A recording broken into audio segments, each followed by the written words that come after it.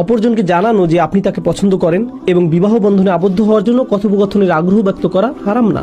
কিন্তু হ্যাঁ, আপনি যদি একান্তে সময় কাটানো শুরু করেন আর আপনারা নির্জন স্থানে একে অপরের সাথে রাত 3টা পর্যন্ত কথা বলেন এবং এ জাতীয় অন্যান্য কাজ করেন, তাহলে আপনি বিপদসীমার মধ্যে প্রবেশ করছেন। কিন্তু আপনি সম্মানের সাথে প্রকাশ্যে স্বচ্ছতা সহকারে কারো সম্পর্কে জানার জন্য কথা বলতে পারেন। এমনকি মেয়েরাও যারা এখানে বসে আছে তারা তাদের বাবাকে বলতে পারে যে বিশ্ববিদ্যালয়ের এক ছাত্র আমার সাথে কথা বলার প্রস্তাব দিয়েছে, আমিও তার সাথে কথা বলে দেখতে চাই। আপনি কি এতে সম্মত আছেন?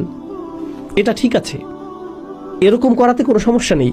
আমাদের ধর্মীয় সাহিত্যে এরকম কিছু আমার চোখে পড়েনি যেখানে বলা হয়েছে যে এতটুকু পরিমাণ পারস্পরিক যোগাযোগ কোনোভাবে দোষণীয়।